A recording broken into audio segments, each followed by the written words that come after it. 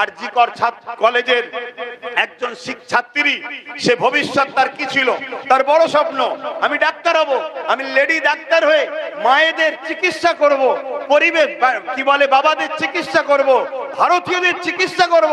আজকে সেই বোনটার স্বপ্ন চুরমার হলো। শুধু চুরমার নয়, কিছু দরিন্দা তাদেরকে ছিঁড়ে টুকরো টুকরো করেছে, তার ইজ্জত আবরুকে লণ্ঠন করেছে। আজও কোনো বিচার হচ্ছে?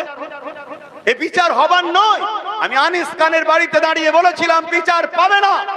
আজকে আমারও মনে হয়, আমার শুধু নয় 95% ভারতীয়কে জিজ্ঞেস করো, তাদেরও মনে হয় আমাদের এই বোনটা আরজি কলেজের যে মেডিকেল কলেজের ছাত্রী, আমার এই বোনও মনে হয় বিচার পাবে না। কেন? আমরা ভারতীয়, আমাদের বিচার, আমাদের উপরে যারা জুলুম করবে তাদের বিচার হয় না। আমার দেশের সেজে দেশের মধ্যে একদল মানুষ ঢুকে গেছে যারা আদৌ ভারতীয় নয়, তাদের মধ্যে ভারতের প্রেম ভালোবাসা কিছুই নাই। ভারতীয় তো সেই ব্যক্তিটা যে প্রতিটা কদম ফেলার আগে, কাজ করার আগে সংবিধানকে প্রাধান্য দেবে। যে সংবিধানকে মানে না, সে কখনো ভারতীয় হতে পারে না। কেন? আমার দেশের মূল হলো সংবিধান। সে যত বড় লাটসাহেব হোক আর যেই হোক, কোন ধর্ম থেকে বিলং করছো এটা আমার জানার প্রশ্ন নয়। তুমি যদি ভারতীয় হও, তোমার মূল কথা হবে আমার দেশের সংবিধান।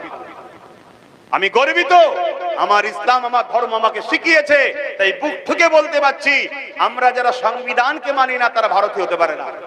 কিন্তু আজকে এই জায়গাগুলো আমাদের খেয়াল করা দরকার।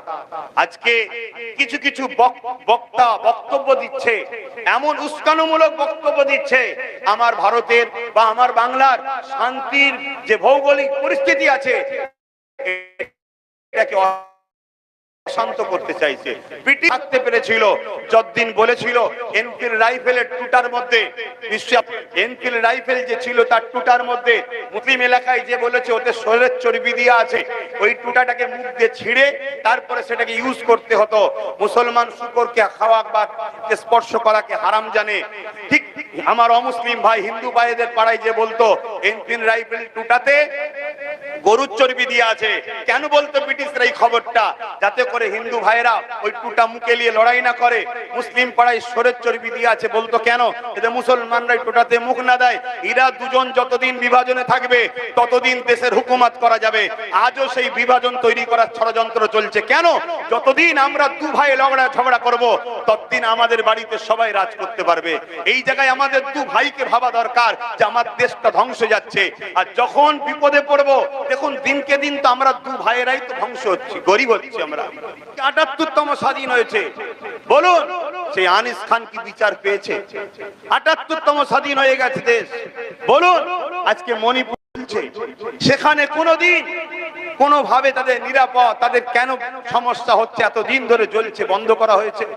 আজকে আমার দেশের কিছু মিডিয়া বা কিছু মানুষ উপার বাংলায় কি হচ্ছে সেটা নিয়ে বড় নাচানাচি করছে, আর আমার দেশে বিভিন্ন জায়গায় জাতপাতের ভিত্তিতে বিভিন্ন স্লোগান দিয়ে মানুষকে পিটিয়ে পিটিয়ে হত্যা করে আমার দেশকে বিভাজনের দিকে নিয়ে যাচ্ছে। এ নিয়ে কখনো প্রতিবাদ হয়? এ নিয়ে কখনো মিডিয়া খবর করে? এ নিয়ে কখনো লড়াই হয়? এটা ভাবতে হবে আমার দেশ কিন্তু ধ্বংসের দিকে যাচ্ছে। আর দেশ যদি গোলাম হয়ে যায়, মনে রাখবেন যেমন এ দেশ যখন গোলাম ছিল, মুসলিমও শান্তিতে ছিল না, হিন্দু শান্তিতে ছিল না, শিখ পাঞ্জাবি আদিবাসী দলিত কেউ শান্তিতে ছিল না। দেশ যখন গোলাম হয়ে যাবে, পুঁজিবাদীরাই শুধু শান্তি পাবে, বাকি কাজ ধর্মমুখী দেখা হবে না। তুমি গরিব, তোমাকে গোলাম হয়ে থাকতে হবে। আমার কথা তিতো লাগতে পারে কিন্তু এটা হাকিকত। আজকে কিছুদিন আগে আবু সিদ্দিক মারা গেল। কোথায় মারা গেল? থানার মধ্যে পুলিশ পিটিয়ে মেরে দিচ্ছে। কোথায় যাচ্ছে দেশ? আইন ব্যবস্থা কোথায়? ডক্টর বাবা সাহেব আম্বেদকর একটা সংবিধান দিয়েছে এই দেশকে চালাবার জন্য, গাইড বুক। সেই গাইড বুককে আজকে ব্রেক করছে কারা? যারা সর্বোচ্চ মাথায় বসে আছে তারা। সাধারণ নাগরিকরা ব্রেক করে নেই, তারা যত মর্যাদা দিচ্ছে সংবিধানকে, কিন্তু সংবিধানকে তাকে তুলে রেখে শিকল দিয়ে বন্দী করে রাখছে কারা? যাদের উচিত সংবিধানকে লাইনে চালানো তারাই। এর জন্য দোষী তারা, যেমন তার থেকে বড় দোষী ভারতের নাগরিক আমরা। আমরা সেই গাফলতির জন্য, আমরা দায়িত্ব কাঁধ থেকে ঝেড়ে ফেলে দিবার জন্য, আমাদের এই অবজ্ঞার জন্য আজকে কিন্তু আমার দেশের সংবিধানের কালো দিন হচ্ছে। আমার দেশের সংবিধানকে ধ্বংস করে দেওয়া হচ্ছে। কয়েকদিন আগে আরজি কর কলেজের একজন ছাত্রী, সে ভবিষ্যৎ তার কি ছিল, তার বড় স্বপ্ন আমি ডাক্তার হব, আমি লেডি ডাক্তার হয়ে মায়েদের চিকিৎসা করব, পরিবেশ কি বলে বাবাদের চিকিৎসা করব, ভারতীয়দের চিকিৎসা করব। আজকে সেই বোনটার স্বপ্ন চুরমার হলো। শুধু চুরমার নয়, কিছু দরিন্দা তাদেরকে ছিঁড়ে টুকরো টুকরো করেছে, তার ইজ্জত আবরুকে লণ্ঠন করেছে। আজও কোনো বিচার হচ্ছে? এ বিচার হবার নয়। আমি আনিস খানের বাড়িতে দাঁড়িয়ে বলেছিলাম বিচার পাবে না।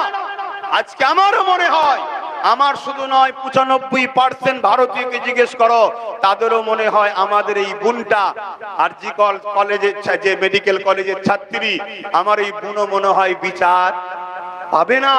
কেন? আমরা ভারতীয়, আমাদের বিচার, আমাদের উপরে যারা জুলুম করবে তাদের বিচার হয় না। আমার দেশের সেজে দেশের মধ্যে একদল মানুষ ঢুকে গেছে যারা আদৌ ভারতীয় নয়, তাদের মধ্যে ভারতের প্রেম ভালোবাসা কিছুই নাই।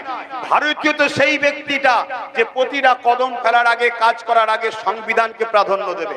যে সংবিধানকে মানে না, সে কখনো ভারতীয় হতে পারে না। কেন? আমার দেশের মূল হলো সংবিধান। সে যত বড় লাটসাহেব হোক আর যেই হোক, কোন ধর্ম থেকে বিলং করছো ওটা আমার জানার প্রশ্ন নয়। তুমি যদি ভারতীয় হও, তোমার মূল কথা হবে আমার দেশের সংবিধান।